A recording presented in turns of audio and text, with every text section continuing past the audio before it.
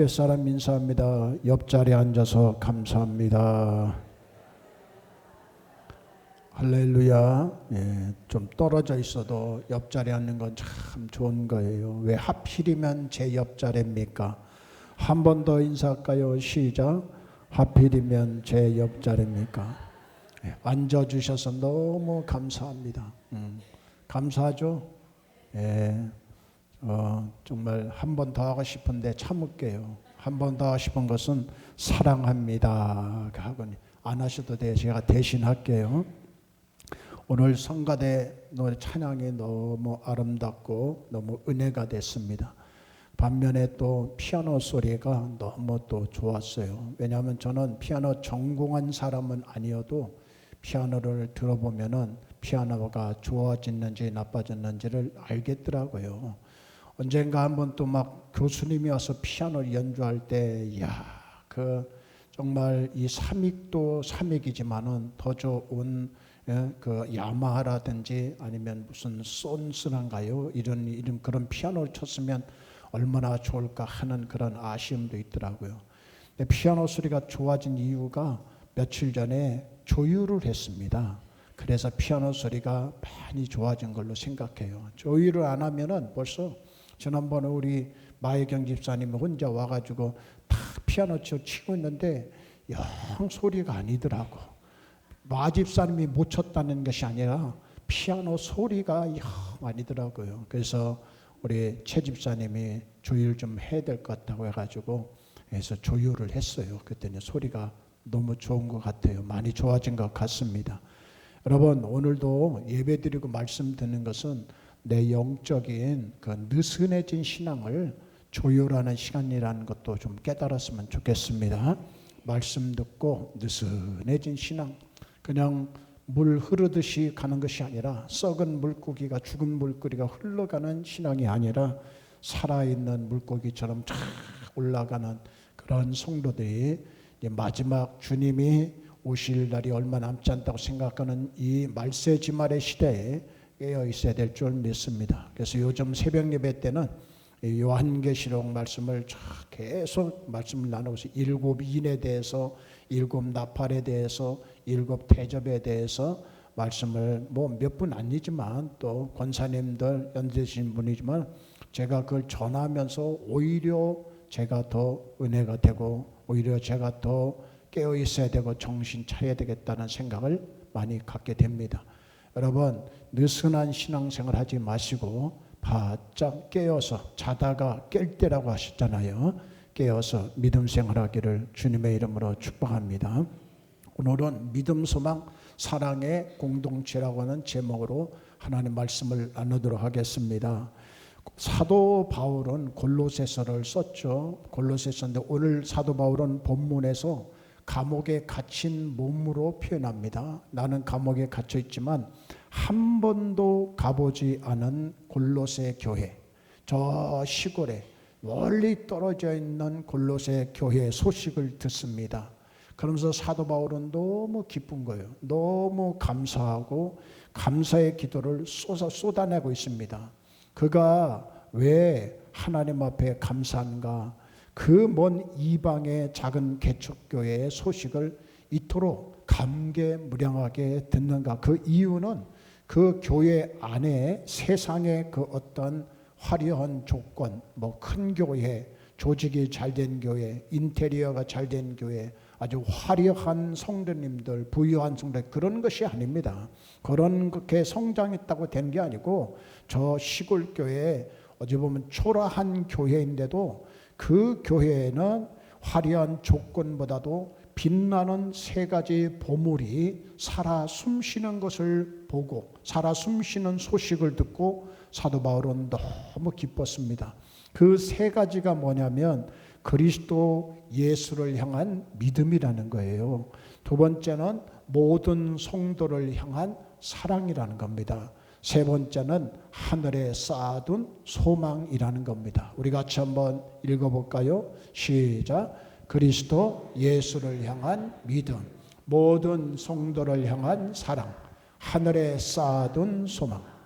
이걸 제가 꾸며서 만든 게 아니라 여러분들이 방금 읽은 본문에 다 다 나오는 이야기입니다. 요 세 가지 소식을 사도 바울이 이 소식을 듣고 너무 좋았어요. 너무 감사해요. 교회가 잘 성장해서 건물도 잘 짓고 인테리어도 잘하고 재정도 넉넉하고 이러한 것 때문에 기뻐한 것이 아니라 사도 바울은 이 세 가지가 있다고 하는 골로새 교회의 소식을 듣고 사도 바울은 너무 감사해서 하나님 앞에 감사 기도를 드리는 겁니다. 여기서 우리가 알 것은 참된 교회는, 아니 참된 믿음의 성도들은 이 믿음, 이 소망, 이 사랑, 끝자리가 그렇죠. 믿음, 소망, 사랑. 믿음, 사랑, 소망. 이 세 가지가 색깔이 실로 단단하게 짜인 공동체가 바로 골로새 교회이고, 교회뿐만 아니라 개인도 마찬가지입니다. 여러분들도 마찬가지로 이 세 가지 신앙이 단단하게 갖춰져 있으셔야 돼요. 이건 너무 중요한 겁니다. 2000년도 11월 18일 10일 날, 2000년도 11월 10일 날이 무슨 날이냐면 굉장히 중요한 날인데, 무슨 말이냐면 서해 대교가 개통하는 날이었습니다. 근데 그 개통하기 바로 전날 제가 그 서해 대교에 가가지고 막 대교를 걸었어요. 지금은 걷을 수가 없습니다. 차들이 많이 다니기 때문에 개방을 할 수가 없어요. 차들이 너무 다니기 때문에. 그때 막 걸어가면서 새로 진 다리, 새로운 여기를 막 걸으면서 오른쪽은 바다고 왼쪽도 바다고 이쪽은 또 평택, 정말 평택, 뒤는 당진 오면서 아주 기뻤어요.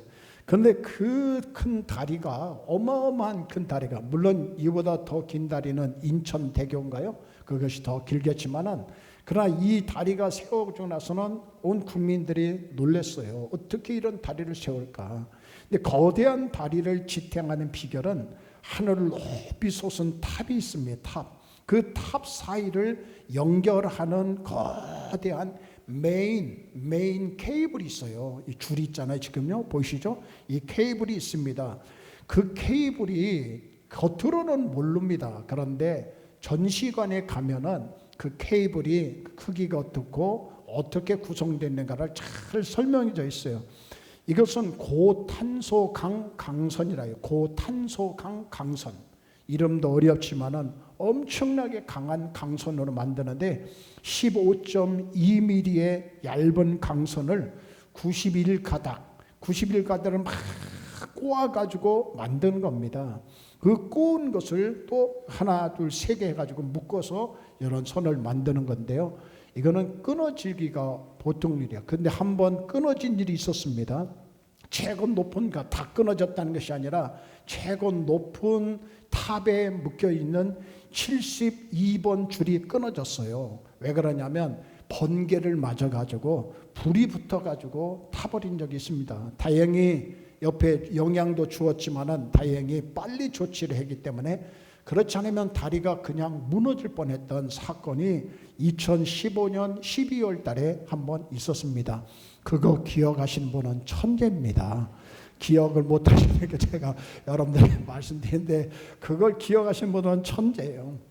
거기서 한 가닥만 끊어졌어도 이것이 다리가 무너질 수 있는 큰 위기를 겪었을 뻔했어요.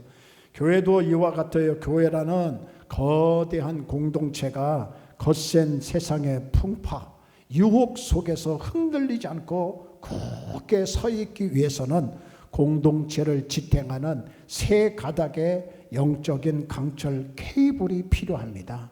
영적인 강철 세 가지가 꼭 필요한데, 그것이 믿음의 케이블이고 소망의 케이블이고, 그 다음 무슨 케이블이에요? 사랑의 케이블이라는 거예요.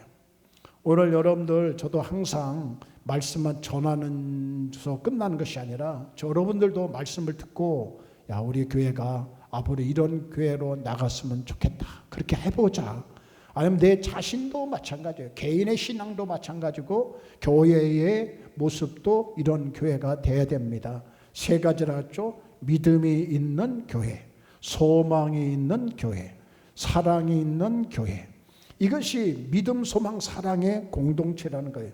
우리가 잘 아는 유명한 사랑의 묘사장이 바로 고린도전서 13장 13절 주보 앞에 실었죠.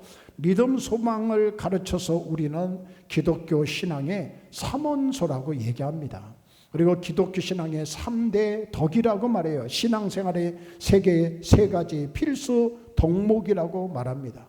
교회 야사에, 교회 역사, 세계사에 들려오는 얘기예요. 전설처럼 들려오는 얘기인데 교회사에 기록은 안 돼서도 전해오는 얘기인데 2세기 때였습니다. 그러니까 주후 120년경 8월 1일 날 로마의 하드리안 황제가 통치하던 시절, 당시 로마에서는요 그리스도인들에 대한 박해가 매우 심했습니다.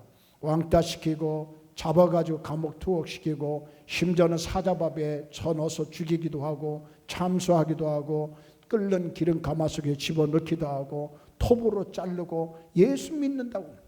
그래서 예수 믿는 사람들이 죽음의 위기를 벗어나서 땅속으로 다 숨어서 믿음을 지키는데 그것이 여러분들 아듯이 카타콤이라는 거죠. 이때 로마에 살던 세 자매가 나란히 순교한 사건이 있었다고 합니다. 본래 이 세 자매는 과부가 된 신앙심 좋은 엄마 밑에서 자라난 세 자매예요. 큰 딸의 이름은 피데스, 믿음이라는 이름을 가지고 있어요. 둘째 딸은 스페스, 소망이라는 이름을 가졌어요. 셋째 딸의 이름은 까리따스라고 하는 사랑이라는 이름을 가졌습니다. 이 세 자매가 붙들려 와가지고 신앙을 버릴 것을 종용합니다. 너 예수 믿지 말고 황제 폐하 섬겨야 돼. 너 예수 믿으면 너 죽어. 황제를 섬기겠다고 하면 내가 살려줄게 하면서 종용하는 거예요. 그런데 이 세 자매가 붙들려 와가지고 신앙을 버릴 것을 종료받았지만 큰딸, 이 딸이 뭐라고 하면 믿음은 이렇게 어린 나이였어요. 나이도 많은 것이 아니라 12살이었습니다. 근데 이 12살 믿음이라고 하는 이름을 가진 딸은 뭐라고 했냐면 나는 예수님을 믿을 뿐입니다. 둘째 딸 소망은 10살인데 나는 천국을 바라볼 뿐입니다. 셋째 딸 사랑은 나는 예수님을 사랑해요. 해가지고 이 대답원 위에 나란히 세 자매가 처형을 당했어요. 예수 믿는다고 하는. 이 사건 이후에 기독교 내에서는 믿음, 소망, 사랑이 이 세 가지를 그리스도인들이 꽉 붙잡아야 할 가장 큰 신앙의 덕으로, 덕목으로, 삼원소로 가르치기에 시작했어요. 그러나 이 세 가지 덕은 성도들이 개인적으로 붙잡고 살아야 할 덕일 뿐만 아니라 오늘 우리는 교회라는 공동체가 있어요. 이 교회의 공동체가 교회가 교회의 다음을 만들어 가기 위해서는 반드시 실현해야 할 덕이라고 가르칩니다. 그런데 바울 사도는요 1세기 자신의 제자인 에바브라라는 사람에 의해서 설립되고 양육되어 온 이 소아시아 작은 공동체 골로새 교회 안에 이 세 가지가 있는 것을 보고 매우 감격한 거예요.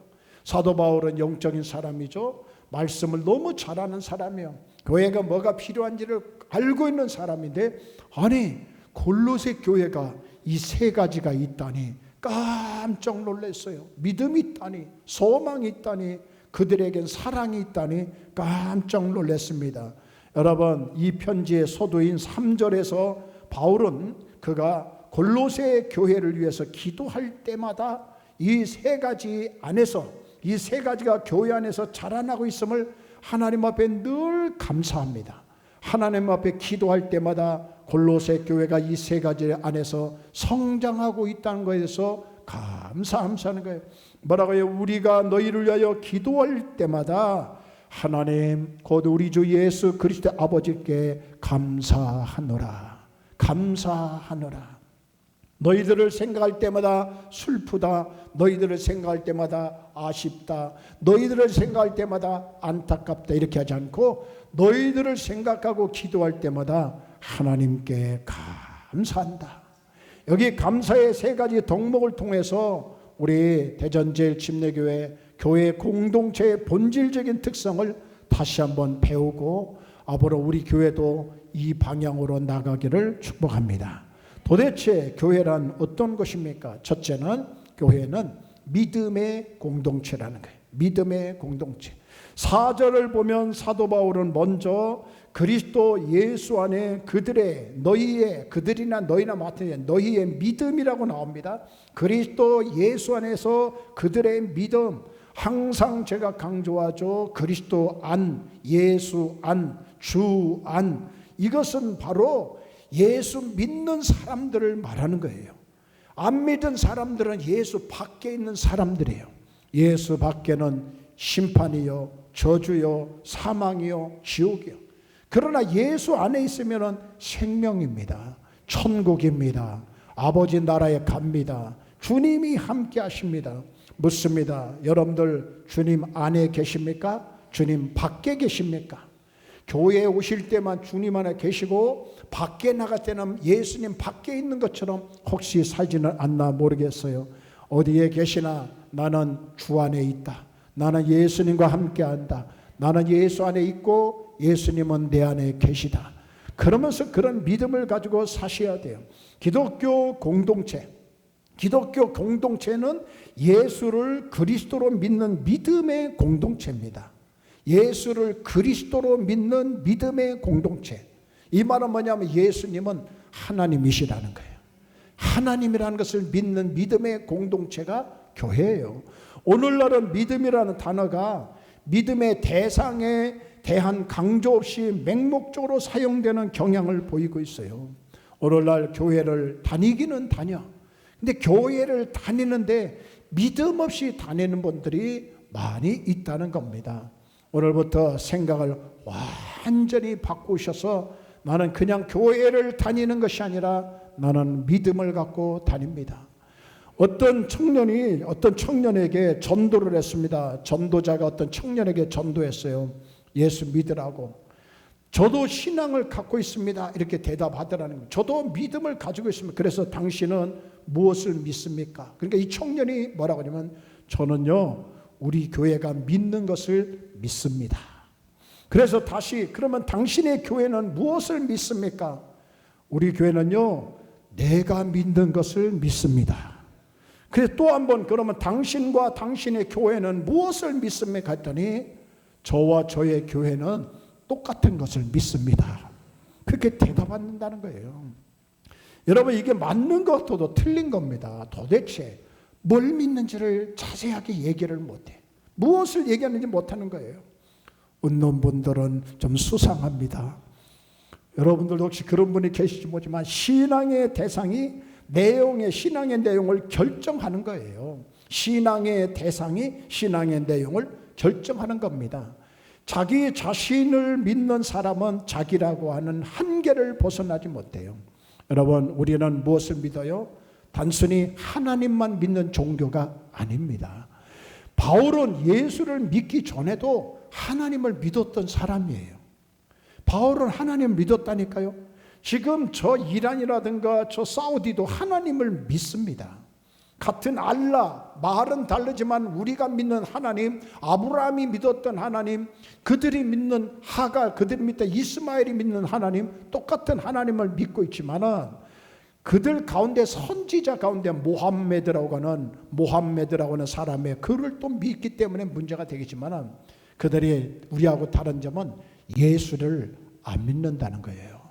하나님은 너무나 잘 믿어요. 하나님 외에 다른 누구도 믿어서는 안 된다는 생각 때문에 사도 바울은요 하나님을 믿지 않는, 그러니까 하나님을 안 믿는다고 생각하고 예수 믿는 사람들을 없애기 위해서 다메섹 길을 가서 거기서 예수 믿는 사람을 잡으러 가다가 거기서 예수를 만납니다.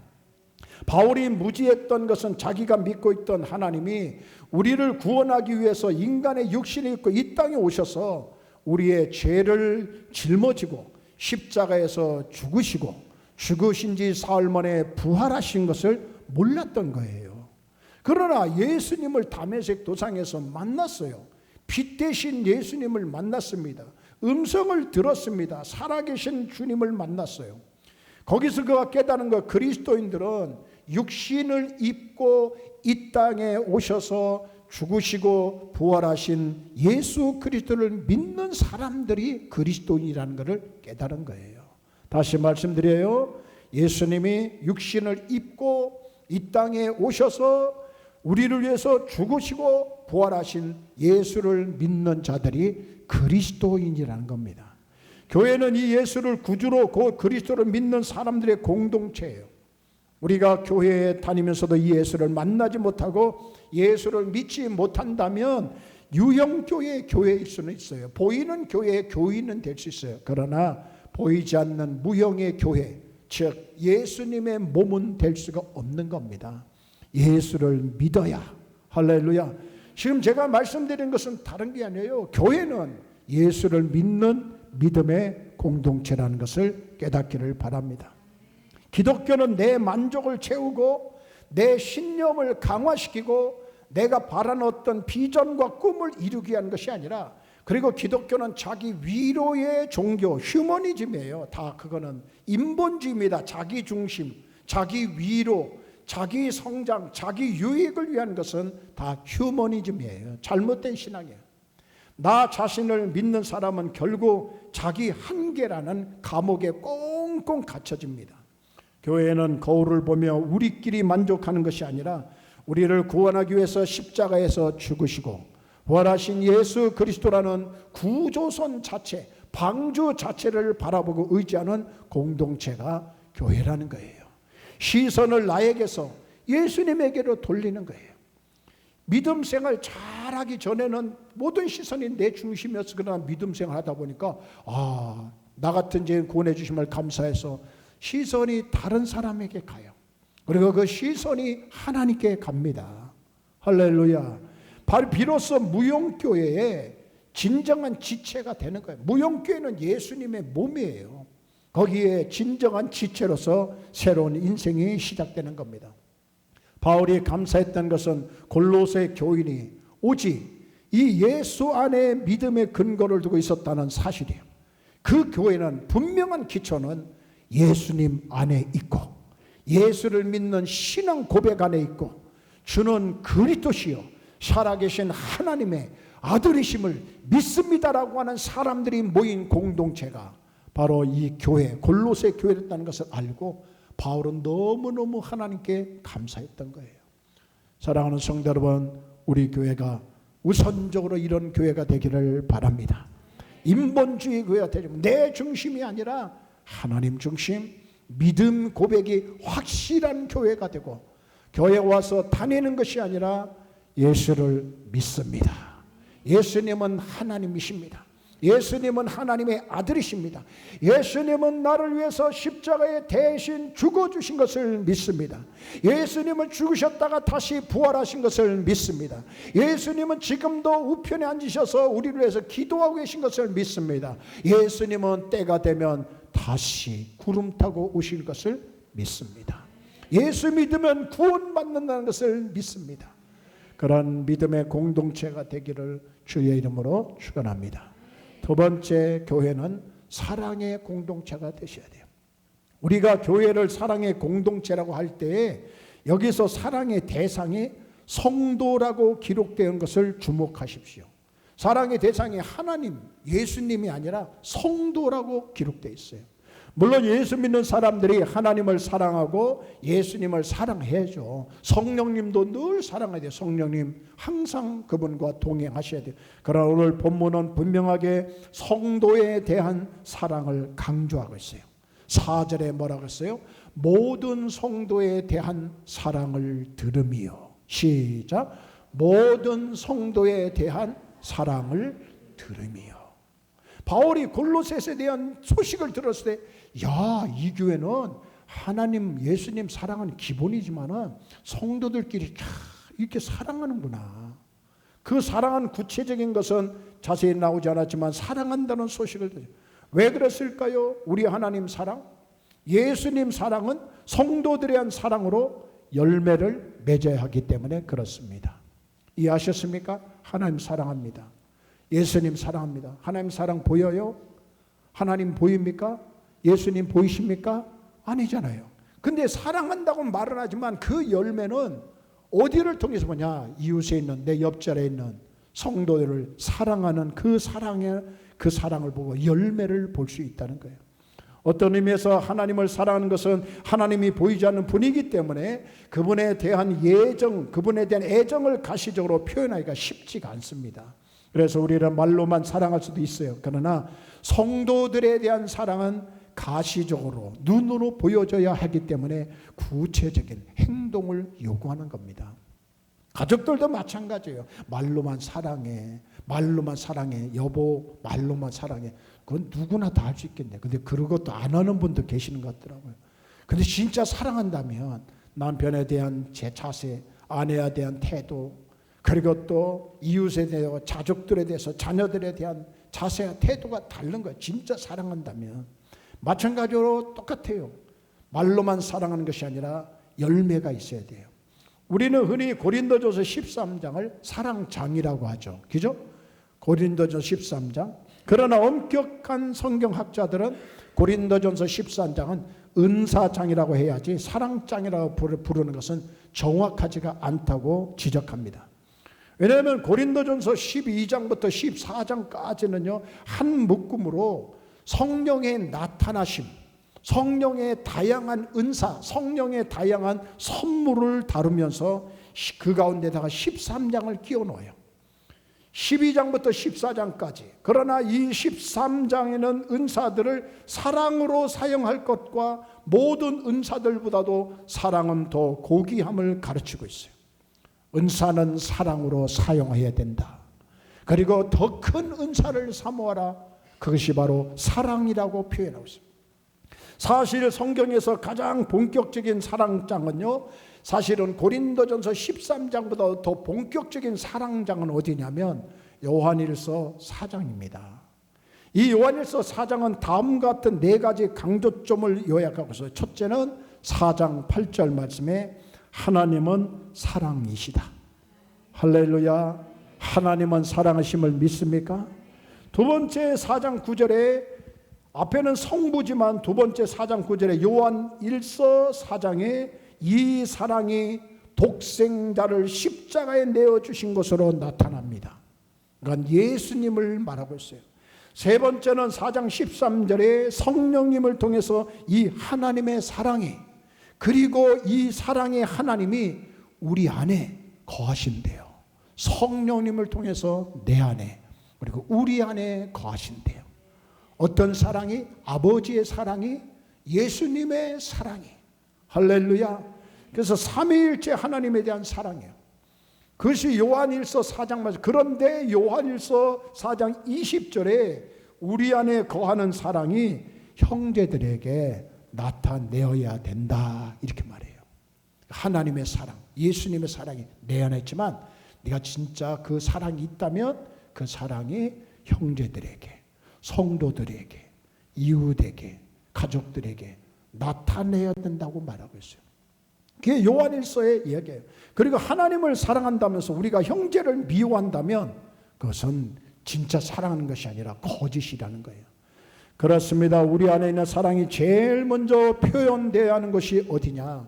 교회입니다. 그 대상이 성도가 돼야 돼요. 사도 바울은 지금 그 얘기예요. 하나님의 사랑이 너희 안에 있어? 예수님의 사랑이 너희 안에 있어? 그러면 그 사랑이 열매를 맺으려면 제일 먼저 나타낼 대상자는 옆에 있는 성도예요. 우리예요. 그때 비로소 교회 공동체는 사랑의 공동체가 돼가지고 이 세상을 향해서 하나님의 사랑을 증거하고 하나님의 사랑을 선포할 수가 있는 겁니다.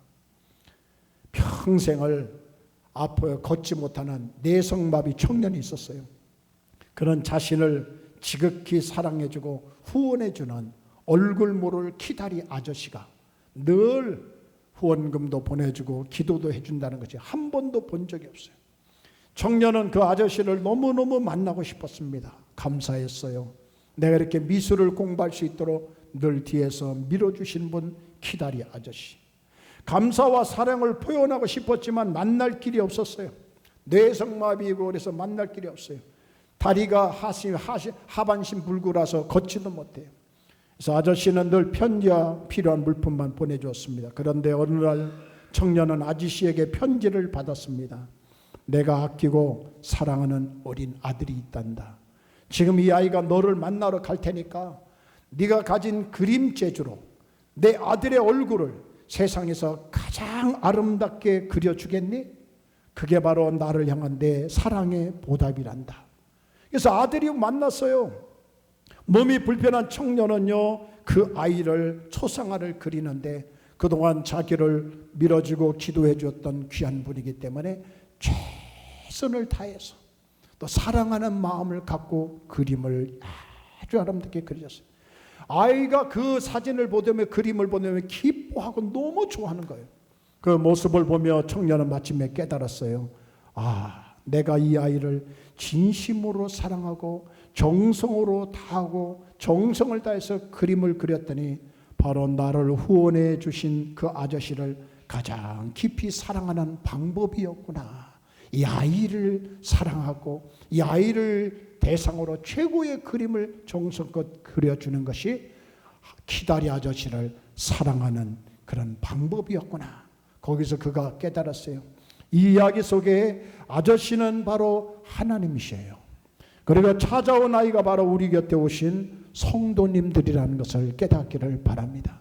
여러분들 하나님을 사랑하신다면 옆에 있는 성도님들을 존귀하게 귀하게 여기시기를 주의 이름으로 축원합니다. 나이가 많으신 어린아이든지 배운 자든지 좀 몸이 불편하든지 어떤 분이라도 우리 교회 안에 있는 분은 너무 귀한 분이야. 할렐루야. 너무 존귀한 분이야. 믿습니까? 커다란, 제가 한번 그런 적이 있어요.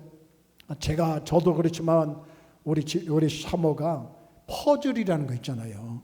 런던 브릿지 다리, 그래서 옛날 런던도 쪽에서 런던 브릿지, 런던 타워가 있는 퍼즐을 맞추는데 저는 그걸 보면서 아유, 뭘 저런 거를 하시나.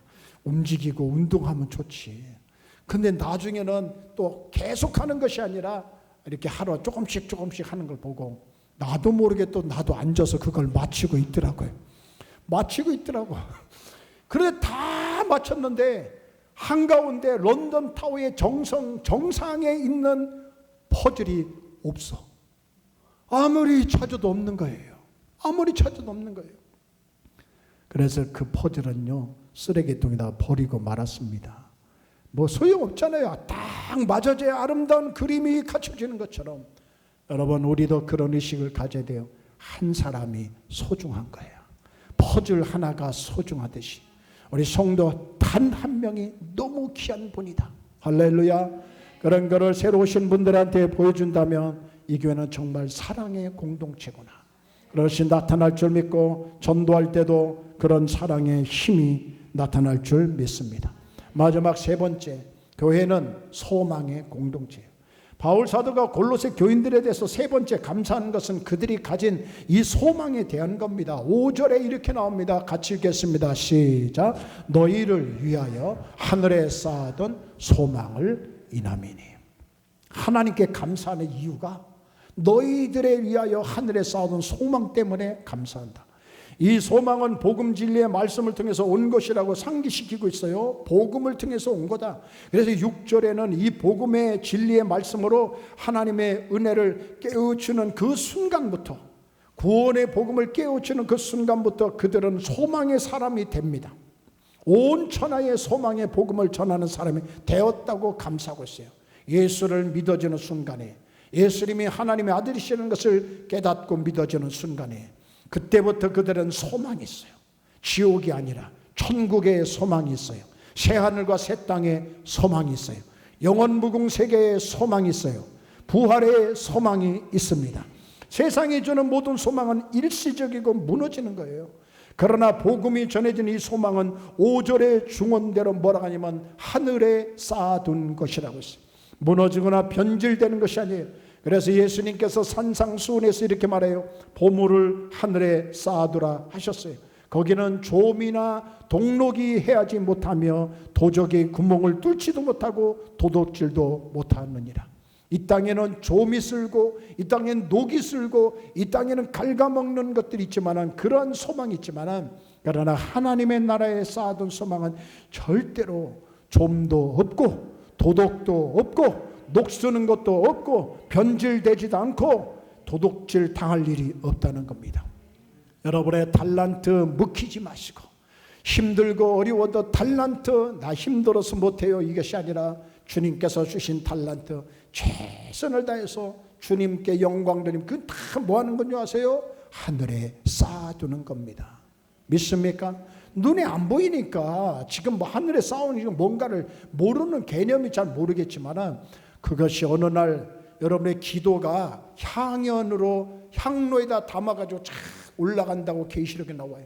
그것이 꽉 찼을 때 쏟아지는 날이 있어요. 쏟아지는 날. 그때 큰 심판으로 쏟아지지만은 계시는 그렇게 강조하지만 여러분들이 하나님 앞에 올려드리는 충성, 여러분들이 하나님 앞에 헌신하는 기도, 여러분들이 헌신하는 모든 것들은 다 올라가다가 하나님께서 보실 때 그걸 다시 쏟아주실 때는 30배로, 60배로, 100배로 쏟아주실 것을 믿으시기를 바랍니다. 이 땅에서도 복을 받지만 하나님 나라에 가서도 복을 받는 거예요. 지난 세기 영국의 한 영적 지도자가 배를 타고 태평양을 건너가다가 심한 폭풍을 만나서 배가 몹시도 흔들리게 되었습니다. 사람들은 배의 밥판에 누워 신음하고 토하기도 하고 기도하기도 하는 거예요. 이러다가 죽는 것이 아닌가. 모든 승객들의 얼굴에는 두려움이 가득 찼습니다. 그러나 유독 한 신사가 평온한 모습으로 찬송을 조용히 부르는 것을 포착했어요. 이 목사님이 왔어요. 그 노신사가 부르는 찬양, 내 영혼 내 영혼 내 영혼 평안해 하면서 그 폭풍 속에서 다 찬양하는 거예요. 찬양하는 거예요. 그래 이 목사님이 노인에게 접근하여 물었어요. 어르신 두렵지 않습니까? 아닙니다. 왜 알고 싶어요? 내가 두렵지 않은 거 알고 싶어요? 그래서 다시 말씀해 주시죠. 그러면 말씀해 주시죠. 이랬더니 자기는 딸만 둘 있대요. 큰 딸은 어렸을 적에 교통사고로 세상을 떠나서 천국으로 갔고, 둘째는 지금 뉴욕에 살고 있다 하면서 지금 그 둘째 딸을 만나러 갑니다. 만나러 가는 배를 탄 겁니다. 이 배가 무사히 도착하면 미국에 있는 둘째 딸을 만날 것이고, 무슨 일이 생겨서 배가 뒤집어서 죽으면 저는 큰 딸을 만날 것을 생각하니까 걱정이 없어요. 너무 감사해요. 진짜 이런 믿음 대단한 믿음이 아니에요. 죽으면 누구를 만나? 큰 딸. 안 죽으면 누구를 만나? 작은 딸을 만나러 간다는 거예요. 여러분, 지난번 전도팀하고 순천 애양원과 손양원 기념관에 가본 적이 있어요. 얼마 전이에요. 지난달인가요? 그 애양원에 가서 다시 한번 생각해보고 집에 와서 다시 한번 책을 찾아보고 검색도 해봤어요. 1948년 10월 달입니다. 전라도 여수하고 순천 지역에서 일어난 여순 사건, 여순 반란이라고 나오죠. 당시 손양원 목사님에게는 애지중지 키웠던 믿음직한 두 아들이 있었어요. 큰아들 이름은 동인이, 여수 사범학교를 다니던 촉망받은 청년이었고, 둘째 아들은 동신이, 역시 독실한 신앙을 가진 학생이었고, 그 두 아들은 유학의 꿈을 갖고 있었습니다. 그때 당시에 이 공산 세력에 가담했던 동맥과 학생들이 기독교 신앙을 버리지 않고 우익 학생들을 대변하던 동인 동신을 잡아다가 잔인하게 총살해 죽입니다. 하루아침에 두 아들을 모두 잃어버린 천인 공로할 비극이 일어난 거예요. 아버지는 너무너무 충격을 받았고 슬픔에 잠기고, 엄마는 그냥 실신을 해버렸어요. 사랑하는 두 아들, 공부도 잘하고 성실하고 그렇게 착했던 두 아들이 죽었다니. 두 아들의 시신을 거두어서 장례를 치른 날이었어요. 온 교우들은 다 피눈물을 흘리면서 슬퍼했습니다. 인간적인 눈으로 보면 모든 소망이 끊어진 절망의 자리였어요. 그러자 장례식의 마지막 순서로 답사를 전하기 위해서 강단에 오른 손양원 목사님은 눈물을 닦으면서 그가 이런 말을 했어요. 여러분들에게 드리고 싶은 말 제목은 영원한 소망입니다. 영원한 소망을 담아서 하나님께 9가지 감사 기도를 드립니다. 많이 들은 얘기지만은 잊어버리고 기억이 안 나서 다시 한번 말씀드려요.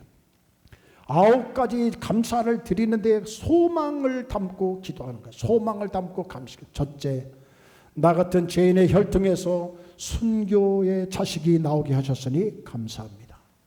허다한 많은 성도들 중에 어찌 이런 보배들을 주께서 하필 내게 맡겨주신 그 점 또한 감사합니다.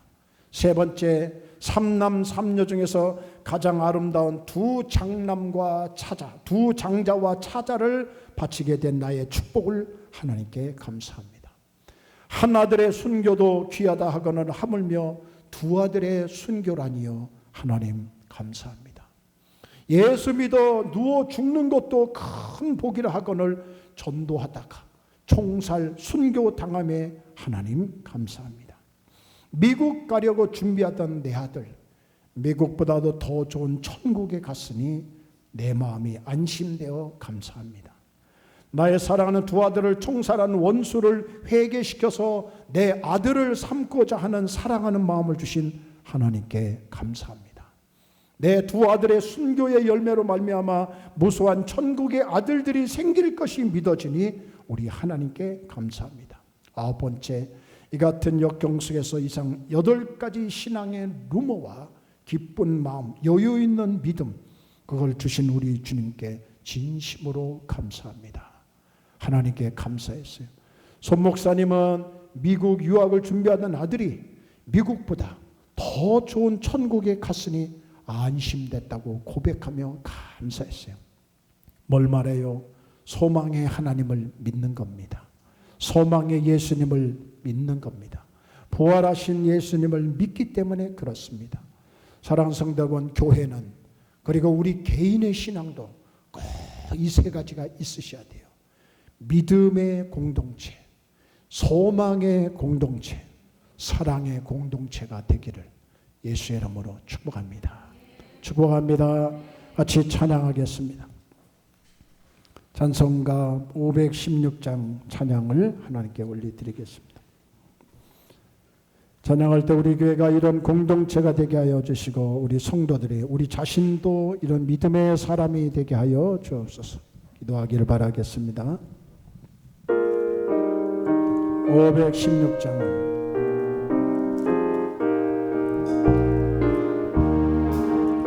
옳은 길 따르라 주의 길 세계 만민의 참된 길 이 길 따라서 살기를 온 세계에 전하세 만 백성이 나갈 길 어느 밤 지나서 동튼다 하나님 보아라 저비 주 예수의 나라 이 땅에 오겠네 오겠네 주 예수 따르라 승리의 주 세계 만민이 나라 의와 진리로 참 생명 내 장검을 부수고 나 따르라 왕과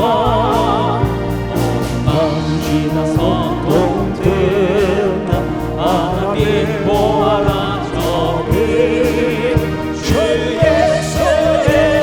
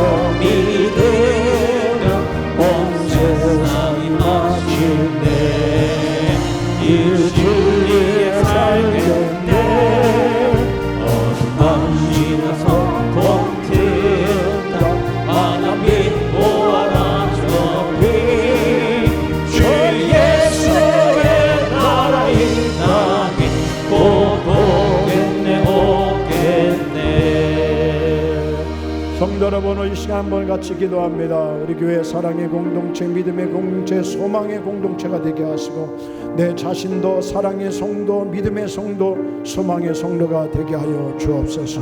우리 같이 주여 한 몸으로 소리내며 기도합니다. 주여. 전능하신 아버지 하나님 감사합니다. 아버지 하나님이여 골로새 교회를 향하여서 칭찬하며 기도했던 사도 바울을 기억합니다. 오늘 우리에게 귀한 말씀 주심을 감사합니다. 우리에게 어떤 교회가 될지, 우리가 어떤 교회가 될지를 알게 해주심을 감사합니다. 하나님 아버지 다 같이 무관심하지 말고 사랑하는 교회가 되게 하시고 소망 있는 교회가 되게 하시고 천국 소망을 갖고 살게 하여 주시고 사랑의 공동체, 믿음의 공동체가 되게 하여 주셔서 특히 믿음의 공동체를 통하여서 구원의 역사가 일어나게 할 뿐만 아니라 구원의 능력이 나타나는 믿음의 능력이, 믿음의 역사가 일어나는 교회가 되게 하여 주옵소서.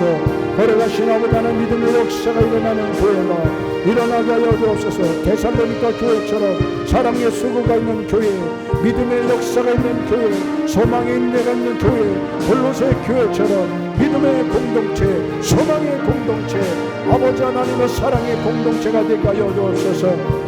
교회뿐만 아니라 우리의 가정도, 우리의 삶도, 우리의 신앙생활도 이 세 가지 통로, 믿음, 소망, 사랑을 분명하게 예수 믿게 하여 주옵소서. 천국 소망 갖게 하여 주옵소서.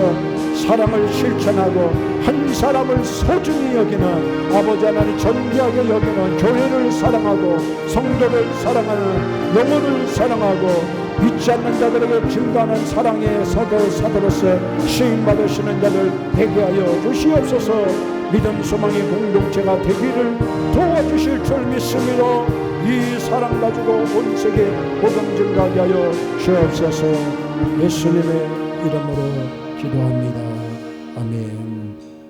이제는 우리 주 예수 그리스도의 은혜와 하나님 아버지의 크신 사랑과 성령님의 교통하시고 내주하고 인도하심이 믿음의 공동체, 사랑의 공동체, 소망의 공동체, 믿음의 성도, 사랑의 성도, 소망의 성도가 되기를 원하는 모든 성도들에게 이제부터 영원토록 함께 계시기를 간절히 축원하옵나이다. 아멘.